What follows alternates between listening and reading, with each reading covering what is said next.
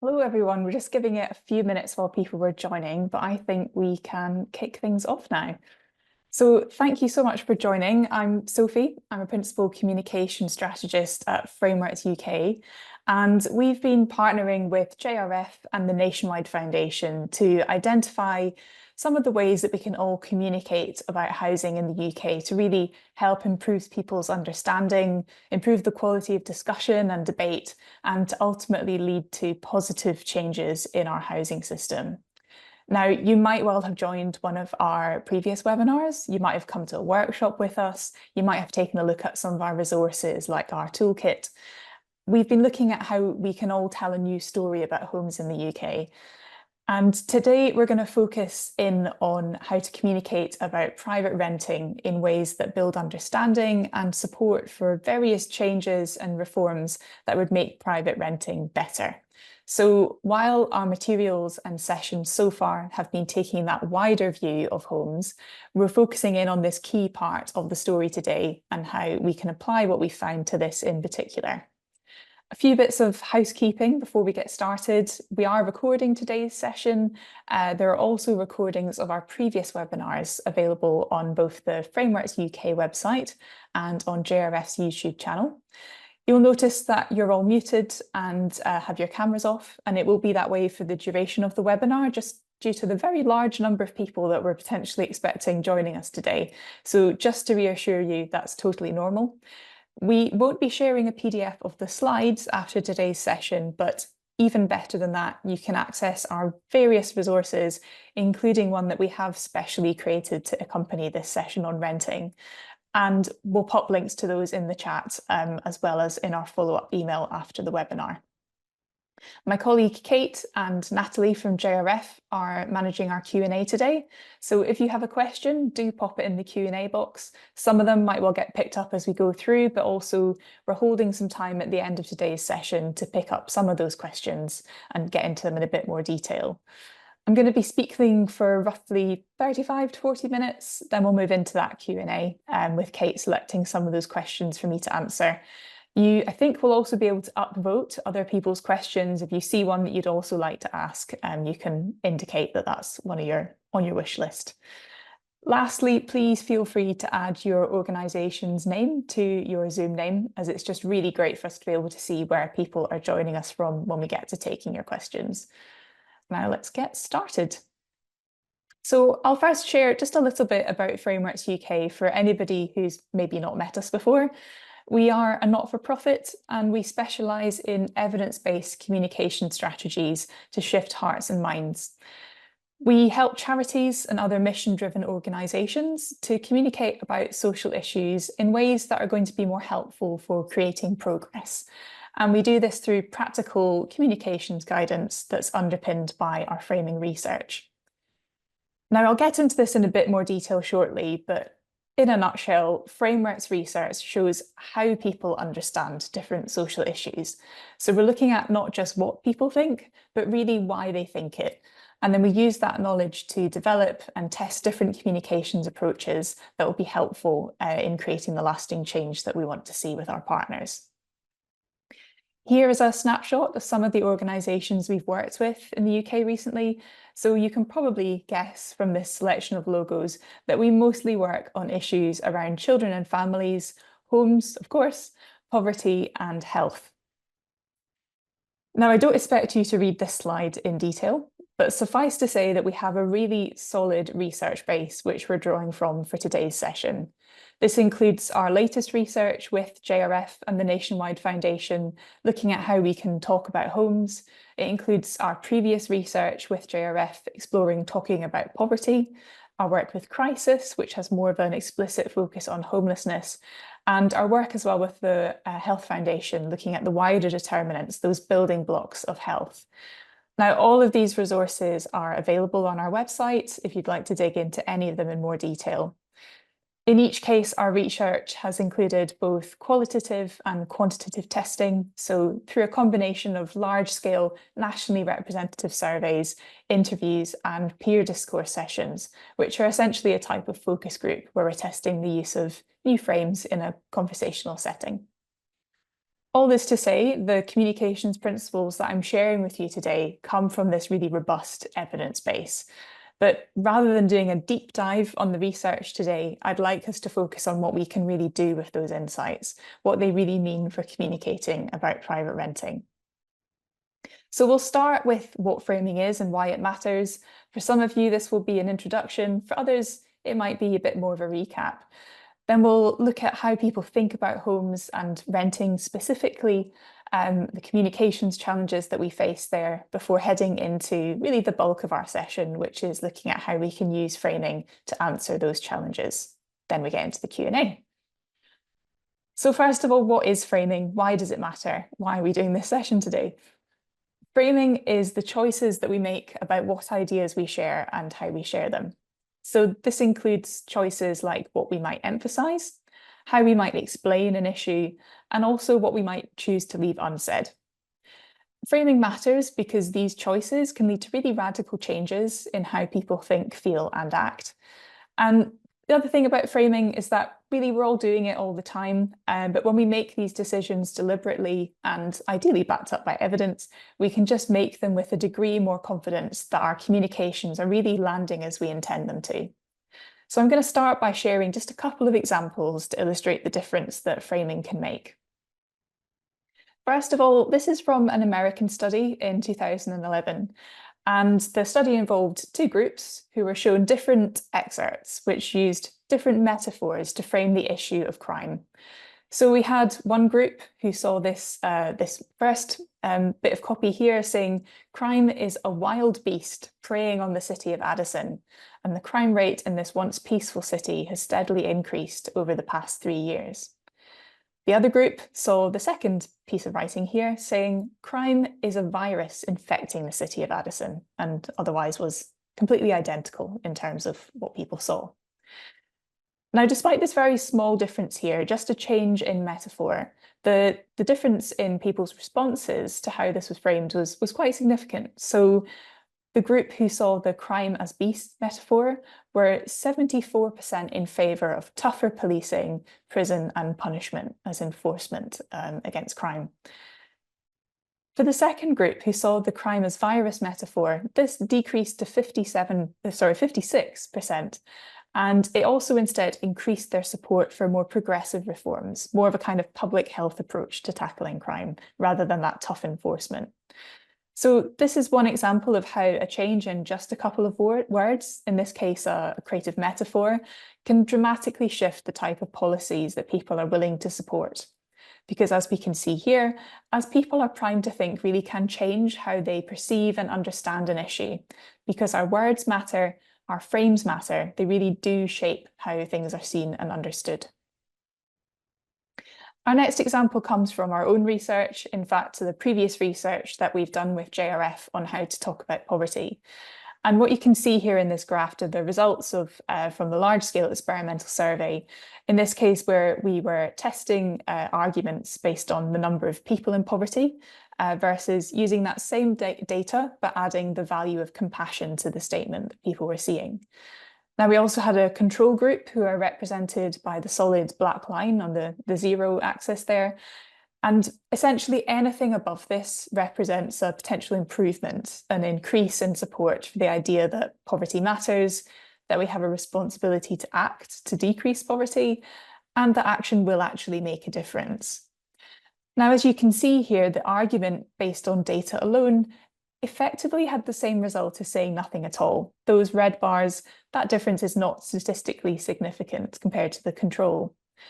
Whereas that data, which was combined with an appeal to compassion, did lead to a statistically significant shift in people's responses, increasing their belief that yes, poverty is important, that we must act, that we have a responsibility to act, and that if and when we do act, it will make a difference. Now I'm going to show you an example more sort of one-on-one of what can happen when we reframe the conversation on a given issue. And this example is taken from our work on framing children's health and obesity in the UK. So your challenge here is to really spot the difference in these before and after clips that you're going to see. Because between these two clips, this man was read a short, well-framed paragraph that used some of the framing principles we had identified through our research. And this included a tested metaphor, which you'll see referred to. So I'll play this now and take a look for those differences between the two clips.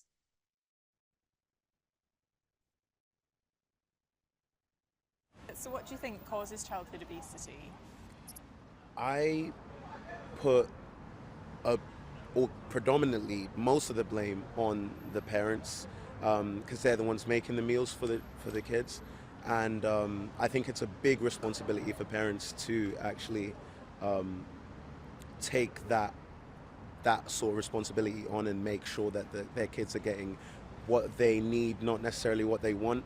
Because of course, a kid is going to want chocolates, chips, and all things nice. I think parents need a bit better education when it comes to actually having a good diet, because if the parent and the adult doesn't have a good diet themselves, or they're not attuned to it, it's just going to trickle down into the kids.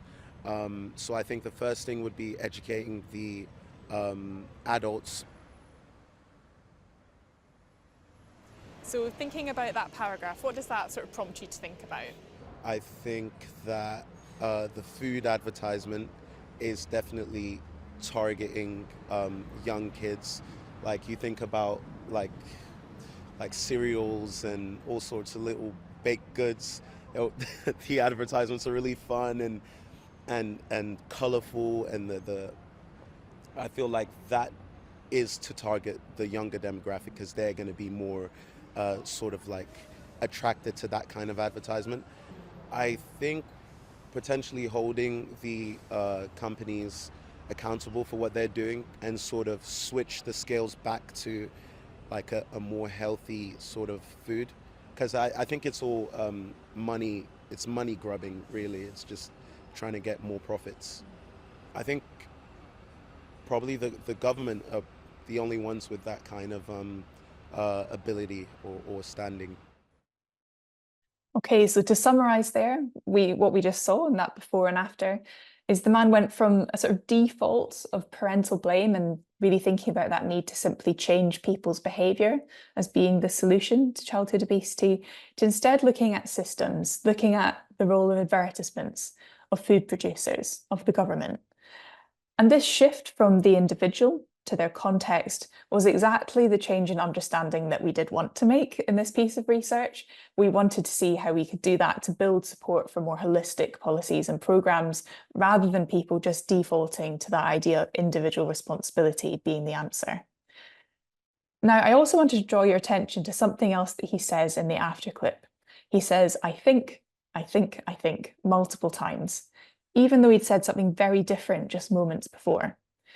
Now, this indicates that he did think these things already. It wasn't the first time he'd thought about them. They just were not top of mind. They were not as immediate and obvious to him until he was given the right frame that really prompted him to think differently. Now, by activating more productive ideas more often, we can make those ideas more front of mind, and we can meet people in a much better place to have the right conversation that leads to change. Our research starts by seeking to understand what mindsets people hold on a given issue. So we want to know not just what people think, because those attitudes can come and go. We want to know how people think. And this comes down to mindsets, which are the deep patterns of thinking that shape how we understand the world. They're implicit, they are shared, and they are enduring. There's those ways of thinking which enable us to really think quickly when we're responding to all of the sort of rich information that surrounds us every day. So mindsets are activated by the things that we see and hear, stories we're reading in the paper, things we might see on TV, conversations that we might have. All of those narratives around us will be sort of priming and sparking different mindsets. Framing works when we're able to navigate these mindsets, to strengthen the ones that are going to be helpful in having those conversations we want to have to lead to positive social change, and avoiding the ones that are going to be unproductive. So that is where we started in this work, looking at how can we talk about homes. So what did we find? We found some different ways of thinking that we identified as obstacles which we need to overcome. And I'll talk these through Those of you who've been to previous webinars will have heard me talk about these more broadly in relation to homes. So let's think about how they also apply to renting in particular. So first of all, we saw people first and foremost thinking of housing as this kind of asset, a source of investment and wealth. And this sort of thinking is very much primed when we talk about things like the housing market or getting on the property ladder. We also saw people really seeing home ownership as the ideal, and as a result, seeing rented and social housing very much more as temporary. And when people are reasoning in that way, they can also tend to reason that, well, if it's temporary or it's not the ideal, then just having a roof over your head is sufficient, rather than really thinking about the need for quality renting as well. Now, this way of thinking is grounded very much in kind of long-standing ideals and past policies about private property and home ownership. It's that idea of an Englishman's home is his castle, which still seems to sort of prevail when we're thinking about housing today. And it also very much kind of brought to mind by decades-old policies such as the Right to Buy scheme. So all of this has sort of been reinforcing this mindset over time. People were sort of able to reason, able to see the sort of negative impacts of when your home doesn't meet your needs fairly well, but people were less clear on really that sort of positive impact of having a decent, affordable home, tending instead to sort of see that having a decent home as being a bit of a neutral state of affairs, rather than really seeing that true positive impact and why it's really worth us all having that place to call home, which is meeting our needs. Fourthly, an opening, but something to build on. We saw that people did recognise that there are inequalities in our housing system, but when sort of reasoning about how they might have come about, people didn't really think of it in that way. They sort of tended to see this more of just the way that things are, a sort of natural way of being, that the system just was sort of inherently not really working as well as it could. Fifth point around individualism. So this is a mindset we see coming up in a lot of different issue areas.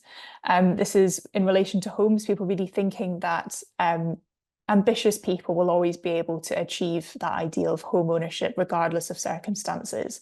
That, you know, if people want to be living in a place that better meets their need, or they want to be moving from renting to owning a place, they just need to work harder or seek better paying employment. Another point on this individualism mindset, another way that this sort of came up in regards to renting, and I think this also ties in a little bit of that inequalities point, was people were tending to reason about there being rogue landlords rather than really seeing systemic issues. And as a result, sort of expected individuals to just choose better landlords to improve their own situations.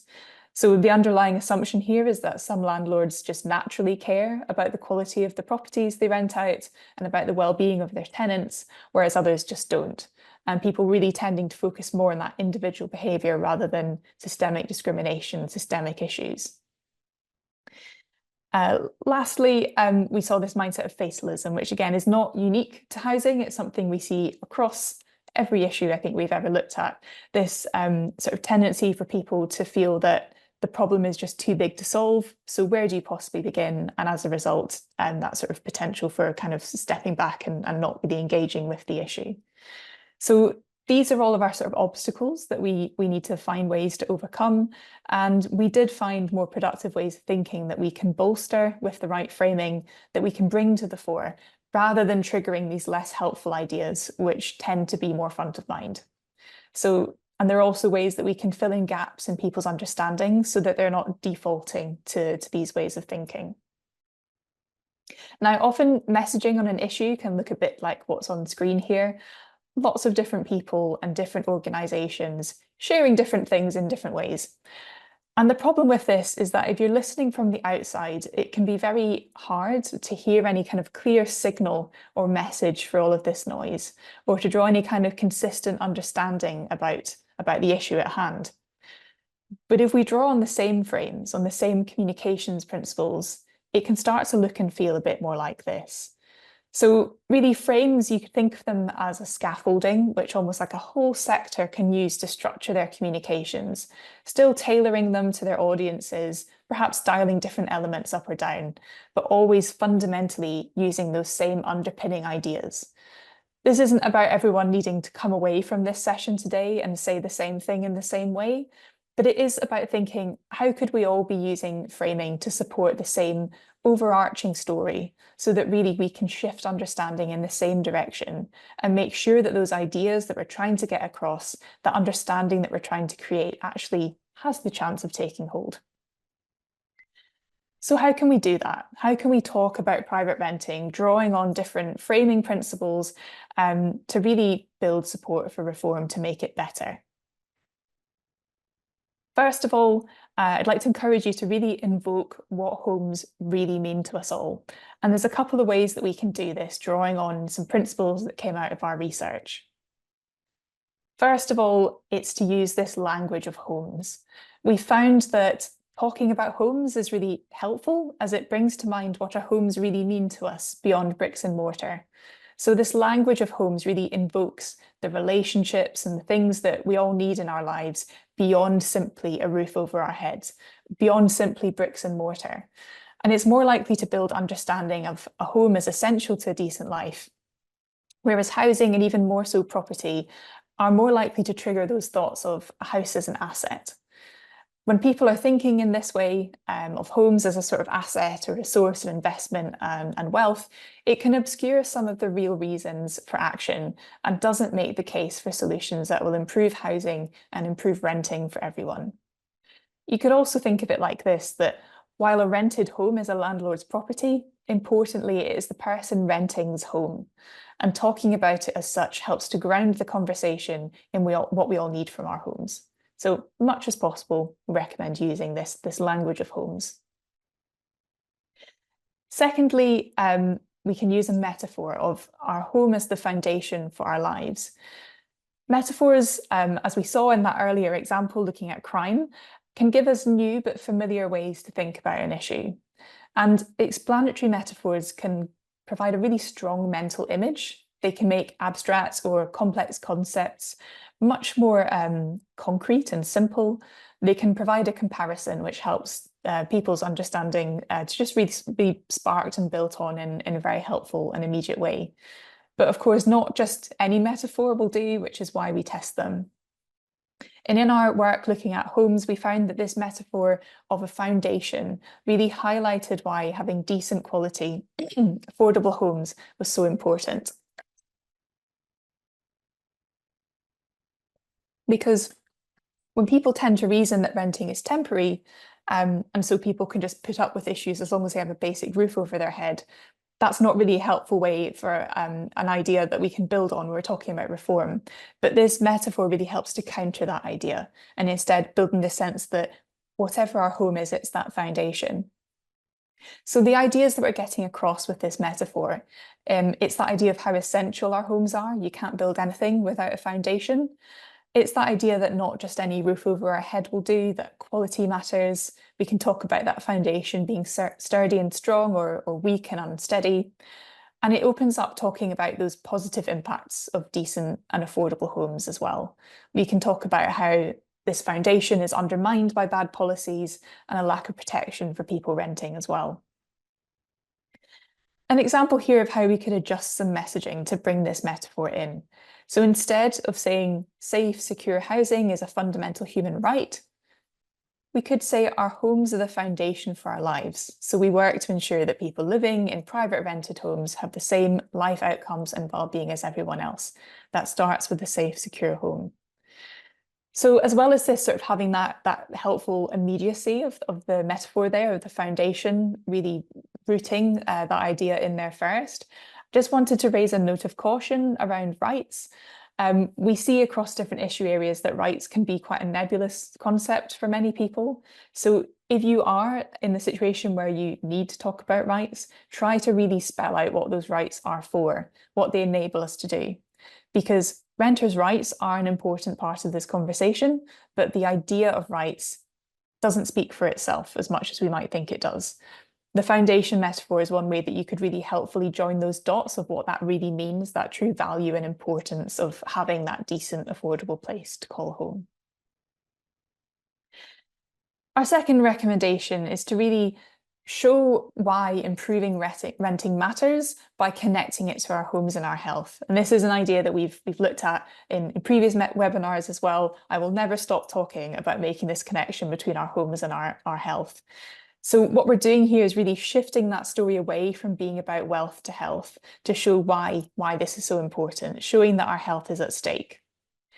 Now, this is a frame that we've been seeing lots of great examples of with people using this across the sector.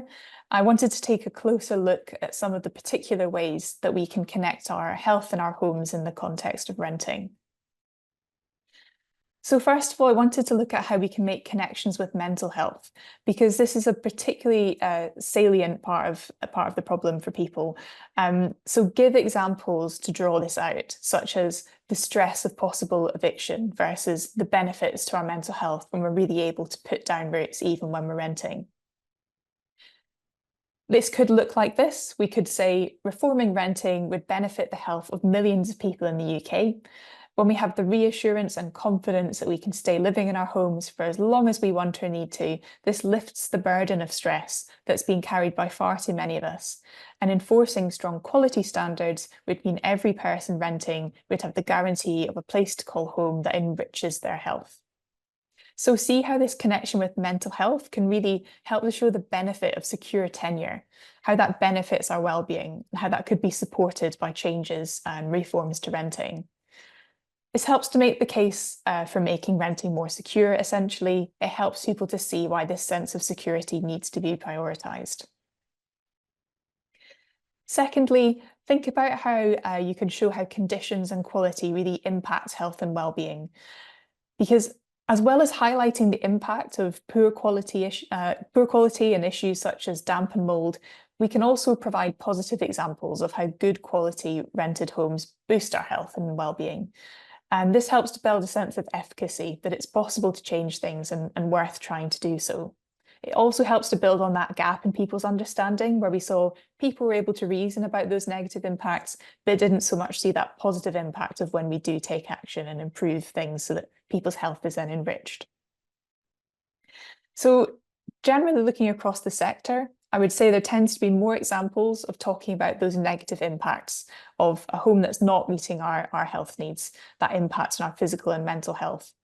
This is not in itself a problem. We know that this is a really important connection to make, but I would just raise a note of caution that people already do tend to make this connection. It's harder for them to see those positive impacts. And we just want to make sure we're not only fueling that sense of fatalism, that the problem is just too big and awful to solve.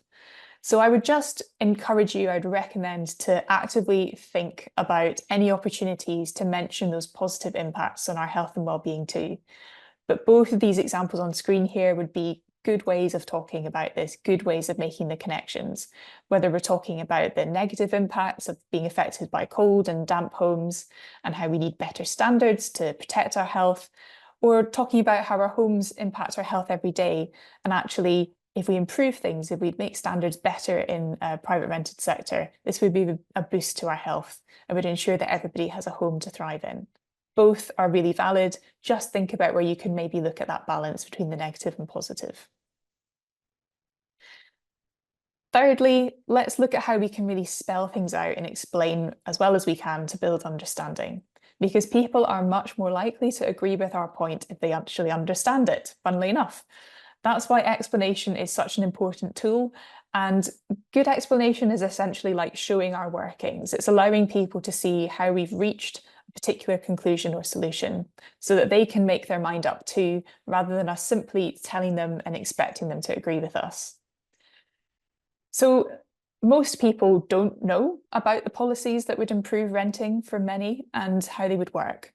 And what I'd encourage you to do is really break it down. Use step-by-step explanation to walk people through these ideas and help to really communicate the positive impact that they would have. Show how we can change renting for the better.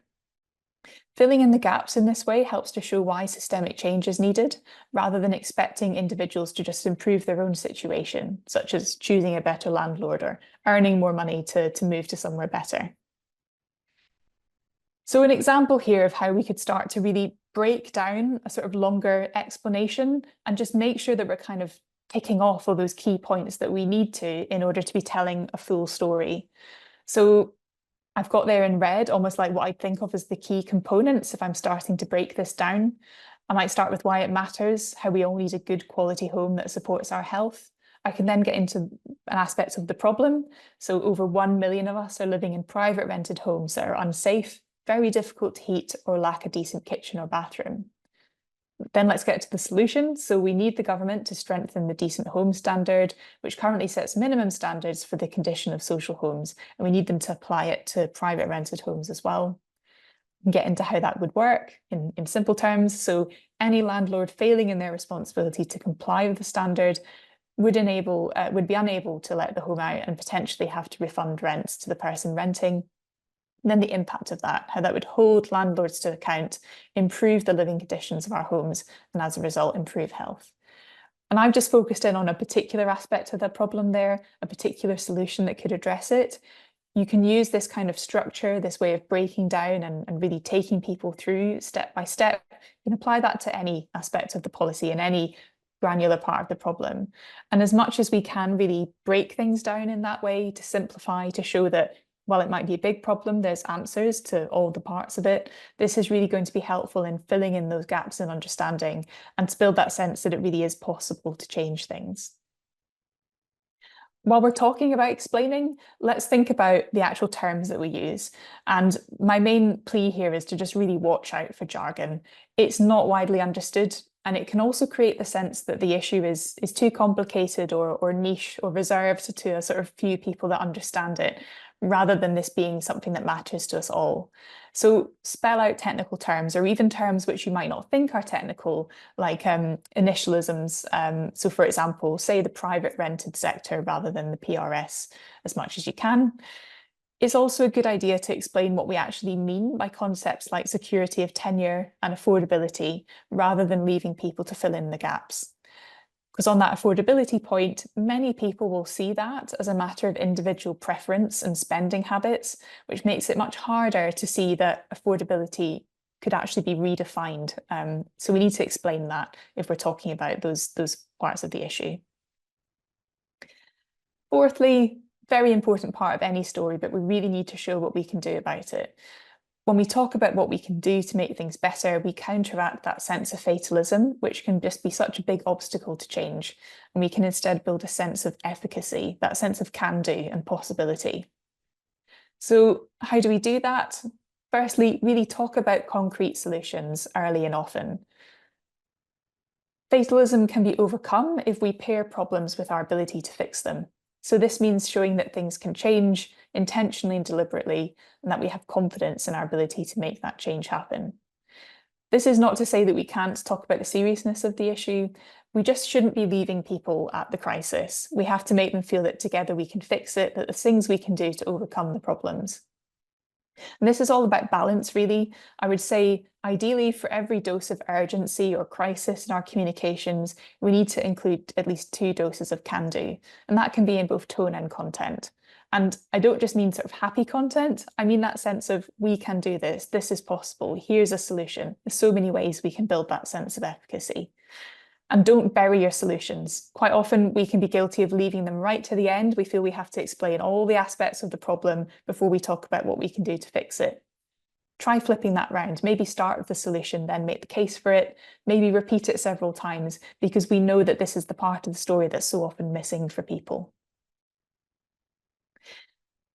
Say who can fix it. This is another part of building that sense that actually we can do something about this.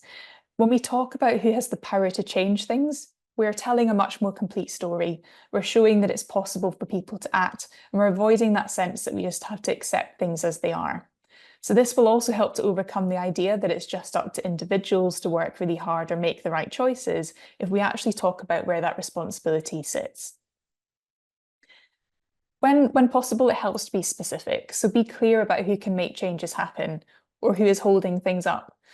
This helps to show that the system we have is not just natural or something which we must put up with, but that actually there are people in positions of power who can redesign renting and that we can call on them to do that. It also helps with the solutions you put forward when you name who is responsible, and then it's clear who can actually make things right.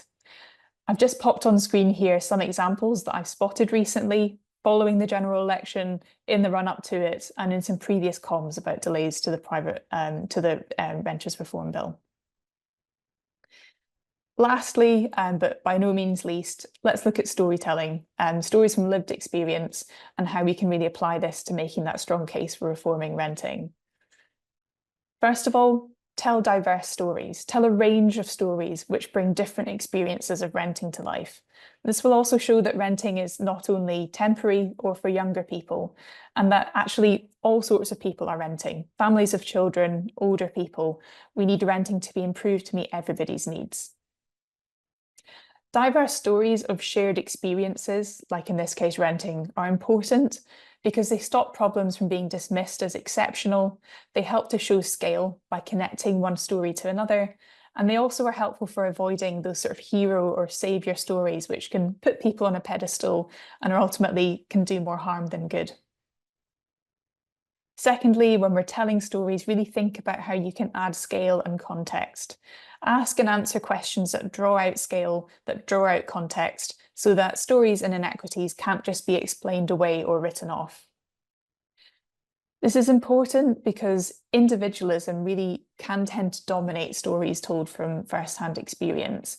And this makes it much harder to see the role of systems in people's lives and our collective responsibility for solutions.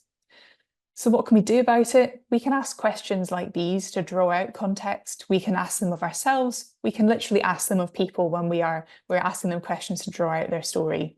So things like, what support did you have? What support should you have had? Are there others in the same position of you? What options and opportunities did you have then or do you have now? All of these things are helpful for building that picture of context and scale that sit around an individual story. And of course, it's often also about what we can bring to the story, because we're not always in the position where we can ask these questions directly of people, where we can work with people to draw out that context and scale in their story. But we can add this context ourselves to really do people's stories justice. For example, we will often be having an intro or a conclusion sitting, topping and tailing somebody's quote or story. And we can think about how we can add context and scale there. So for example, we could put someone's story into perspective by adding how many people are facing similar situations. We can make connections between what happened in someone's story and the options and opportunities that were available, or the lack of services or policies that would meet their needs in renting. So that's our final recommendation there. To sum up, this is what we've looked at today, some of our sort of core principles for talking about private renting, to really invoke that what homes really mean to us all, to show why improving renting matters by making that connection between our homes and our health, really spelling out and explaining things to build understanding, particularly the policies, how they would work, why we need them, to show what we can do about it and who's responsible, and if we're using storytelling, just making sure we're really connecting people to that range of experiences, bringing in scale and context so that we're not inadvertently triggering that sense of individualism. Now, if we do this, this is how we're going to get to this arrow. Remember, this isn't about always needing to use every framing principle in every piece of comms, but it is about thinking how as a sector, how as a movement, we can just be drawing on them together, using framing as that scaffolding. That's how we're going to be filling in the gaps in people's understanding. That's how we're going to shift the conversation. So I'm hoping there's lots of questions that have been bubbling away in the Q&A, or maybe you've been mulling them over. I will stop sharing my screen now so that I can see Kate and so that we can start answering some of those questions. Good afternoon, everybody. I'm Kate Stanley. I'm Executive Director at Frameworks UK. Sophie, you might not believe this, but there's actually 0 questions in the Q&A. So, although Carl has just posted, but it's a long one. So I'm going to ask you a question in the meantime to get started. You talked about storytelling and stories from direct experience.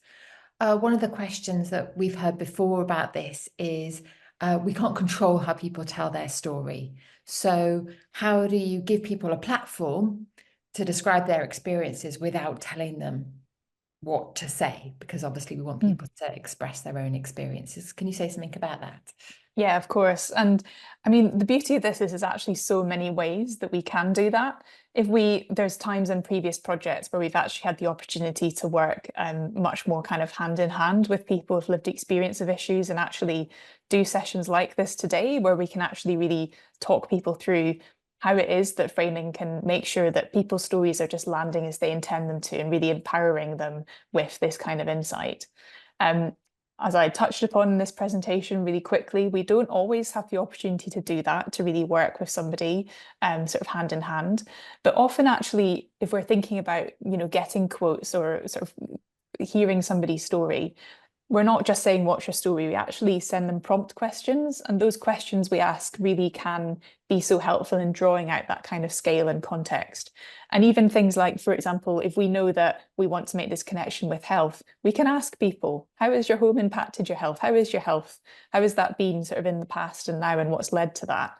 So even just making decisions like that, really not thinking of people's stories as being separate to that overarching story, but bringing them in to the same story. And then where we can just sort of, as I said, sort of if we're topping and tailing somebody's story, we can do things that are helpful for just adding that scale and context as well, just to do them justice based on what we know from our research. Great, thanks, Sophie. So plenty of questions coming in now.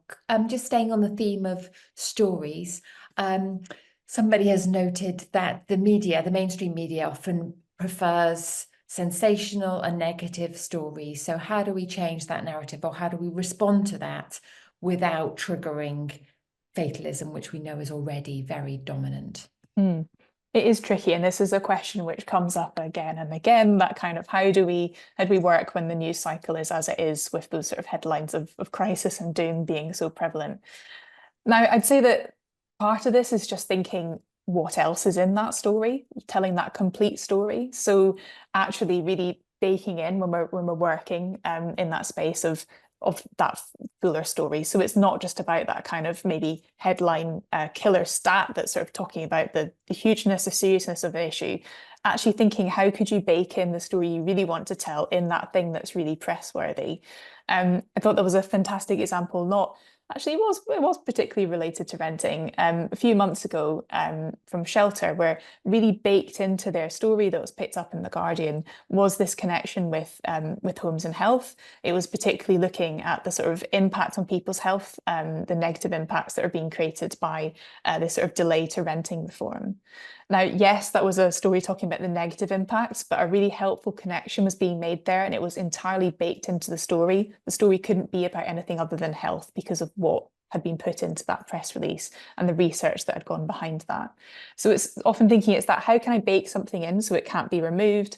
How can I think of other ways to make things sort of timely, newsworthy? Because often it's that kind of, our knee jerk is to be the look how big the problem is, but actually there is space for the other story too. Thanks, Sophie. So Theo's raised the question about this issue of the using economic frames and the financialization of homes.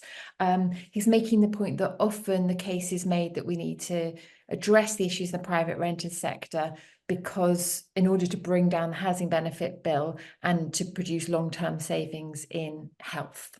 Mm. So is this a risky strategy because it plays into this economic agenda, or can it work? Yeah, so it's an interesting one that we often see across other issue areas, that when we just lead with that economic case, it can actually really backfire. And we tend to see that it's kind of, when we look at people as numbers, often this can cause problems further down the line. When it comes to homes, in our research around social housing in particular, we did test that economic frame alongside health and actually that idea of preventing poverty. We didn't see that sort of really harsh backfire effect that we often see, but it just was not as effective as when we made that connection with improving people's health or lifting people out of poverty. So in the case of homes, what I would say is the economic case probably isn't going to be that killer argument. It's probably not going to be that thing that really makes people see, oh, that's why this matters. So I would lead with one of those more helpful frames first. So make that connection with health first before making that economic argument, and actually consider as well, for that audience, do they really need to hear it? speaking to policymakers, there will come a time where they say, show me the money, show me the figures. And so avoiding that isn't, we're delaying the inevitable, but we can still think about how we're framing that first with that connection to health. And in other cases, it might be actually getting into the economic argument isn't going to be the winner anyway.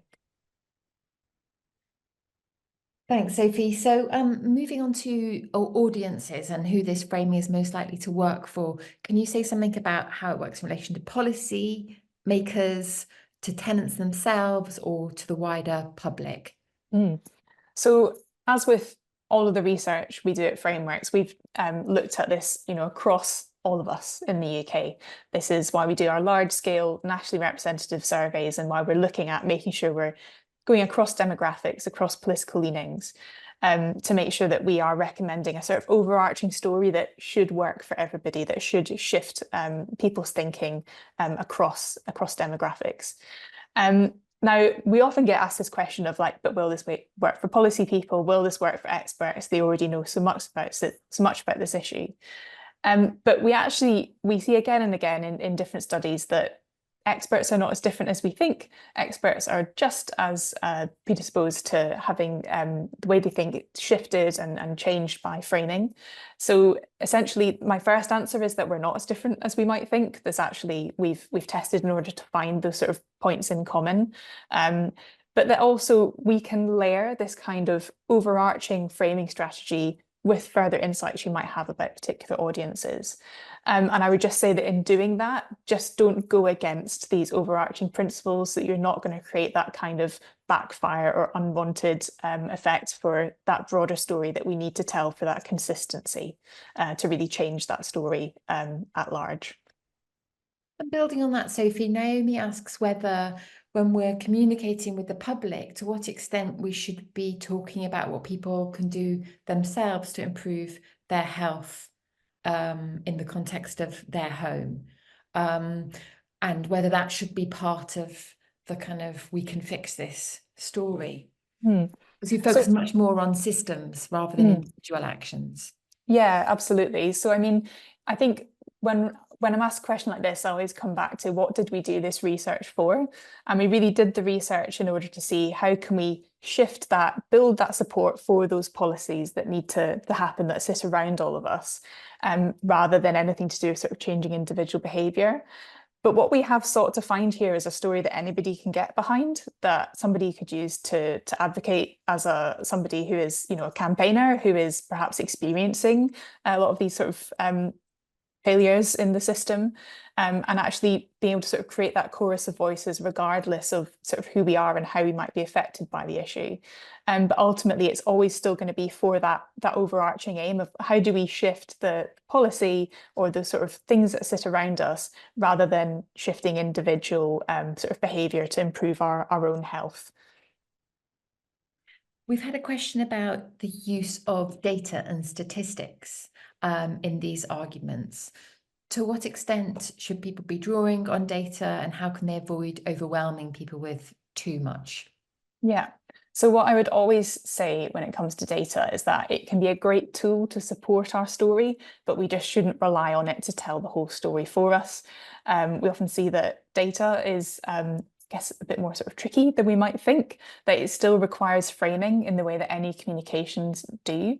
And there's lots of things we can think about here in terms of making sure we're putting that context around data, that we're not just throwing all of our data at something, but perhaps picking that best number that's really telling the story we're trying to tell, and then still not taking it for granted that the number is saying that to everybody. So it's still really thinking of that as a component which needs to be framed and considered like any other aspect of your communications. And there's so much more I could say about data and will say about it, because we are planning to do a webinar entirely focusing on data in a few months' time. So do keep an eye out for that. I'm sure we'll be promoting it a lot more nearer the time.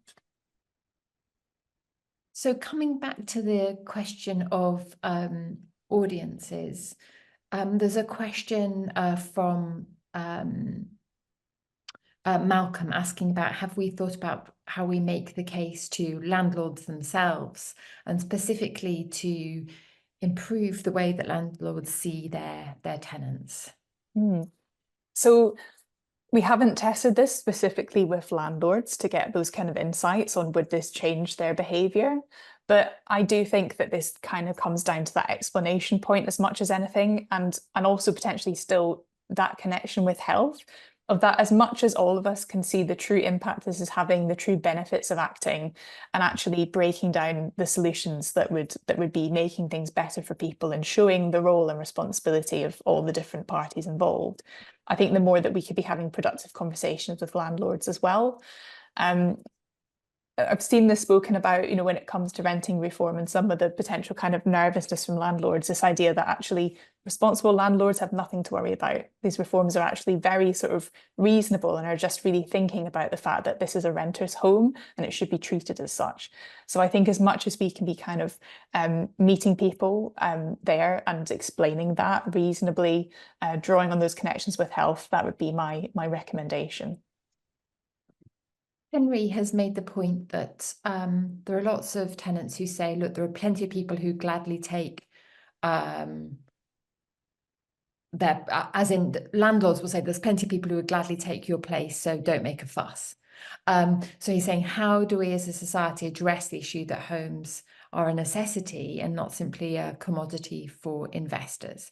And he was saying that, I think, more as a statement as opposed to a question. But I think you'd say, Sophie, that actually these recommendations are designed exactly to try to make the case that a home is a foundation for life, right? That's the argument. Absolutely. And I think what's kind of inherent in that kind of idea of like, well, someone else will take it. It's almost that kind of, it's pitting us against each other. It's that kind of us versus them mindset that we've not really got into today. But as much as we can actually be collectivizing this and saying that actually nobody should be standing for less than an affordable, decent home that meets their needs, and we shouldn't be standing for that if anybody else doesn't have that. That's the story we need to be telling so that we don't get drawn into that kind of pitting people against each other and sort of saying like you should just be happy with your lot. Why should we? It's everything, it's the foundation. And I think that speaks to a point from Kate, who said, how do we avoid pitting landlords against tenants? Yeah, absolutely. And I think it's also looking for, there will be solutions that work for everybody. And it's kind of when we're having these conversations about renting reform and yes, putting renters at the center of that.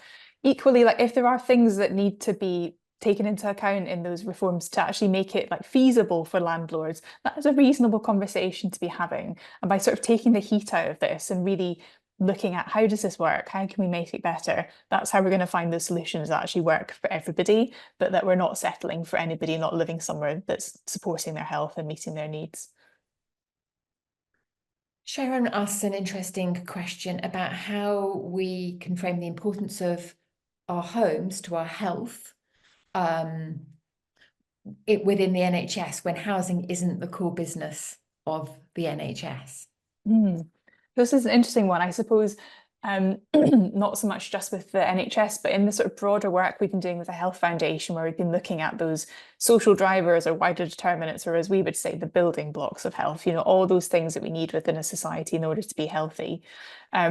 We have lots of resources which are basically drawing on all of that, not just on homes, and which go into a bit more of that detail of how we can really make those explicit connections between things which are not to do with medical care, but are so much about health.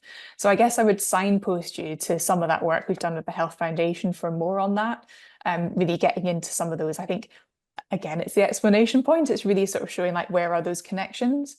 And I guess if you're sort of thinking, well, I work in the NHS, what can I do? I would say that when we have something like we've found that making this connection with health is so helpful, and when we're thinking about improvements to homes. And so therefore, if we have people who are medical experts getting behind this story, your voice as a messenger is so helpful because you're kind of inherently already framed as being to do with health. So just the idea even of people talking about this beyond working in the housing sector, I think is extremely helpful. Could you say something more about how metaphor works, Sophie? So Debbie was interested in the example from the States around crime and whether in that case where wild beast was working better than a virus. She's wondering, I think, how applicable that is in other contexts and other places, or is it specific to there, and how these metaphor are tested? Mm. So I'd say we would always want to test a metaphor to check what it's doing, and particularly when we know that in different cultural contexts, people can think very differently about issues, and therefore the frames that will shift their thinking in different ways are likely to differ. But in terms of how metaphors work, really they're doing that thing of triggering that kind of mental picture. And sometimes when I'm doing workshops, people are a bit dubious about metaphors. They're sort of thinking, oh, I've not really thought about metaphors since I was in English class at school. But we actually all talk and think in metaphor all the time without realizing it. And so they are a very helpful and immediate device. Absolutely, I would want to test it. And often something quite fun that we get to at Frameworks is thinking what would be those candidate metaphors, sort of looking at similar issues. Thinking about that specific issue, that crime metaphor, something I find so interesting about it is once I guess it's with retrospect, but looking at the effect that those two metaphors have, in a way, it's not surprising that when we're framing something as being a beast, that of course we would fight it, we would enforce it, we would be tougher. But when we were looking at crime as a virus, we would look to heal, we would look to mend, we would look to the other things that sort of sit around that in the way that we tend to think of health a bit more. So sometimes it's quite logical, actually, how a metaphor can be shifting somebody's thinking. But we would always want to test it to be sure. Somebody's asked if there's a golden ratio of how much data to use in our communications. And I think perhaps you've got another trick for assessing your data rather than a ratio per se. Yes, I would say quality over quantity as much as anything else. And you can have fantastic communications that has no data in it at all. So it's really thinking, is the data doing the work that you want to do? Thinking of those communications challenges or aims before thinking, here's all my data, how do I squeeze as much in as I can? So I would never put a sort of ratio next to data, but I would really think of that quality over quantity, and am I using it to best effect? We're almost out of time, Sophie, but I'll just squeeze in one last question, which was a question from Charlie asking if this approach works better with for people without direct experience of tenancy. So does it work better really for homeowners in persuading them of the need for change? That's an interesting question, and it's something that I would be interested to go back to our quant findings to see if we found that particular difference. But to my memory, we're recommending these because they really work across the board. And they're speaking to those things that are kind of those deeper mindsets that are shared regardless of our actual experience of housing. And often what we can see on issues is actually those of us worst affected can be our own harshest critics, that we can be the ones who are most harsh on saying like, well, I just need to do this, because we are so stuck in that story. It's even harder to see the things, the options and supports that should be there. So my quick answer is really, I think this is an approach for all. But I'd be interested to dig into our data to see if we had any sort of small differences that were noticeable there. I think we're out of time, Sophie, and Great. we've got more questions, but none of them have quick answers. Okay. We could always do these for another hour of questions, but unfortunately people need to have their lunch. So thank you everybody for joining. We will be following up with a recording. If you have any colleagues who weren't able to make it and you want to share that with them, I'm sure that links have been put to various things in the chat. They will also be in the follow-up email. And we would also love to get any feedback from you on today's session. So if you have a couple of minutes, there'll be a link to a survey in the follow-up as well. Thank everybody for joining, and hopefully see you at a future session soon.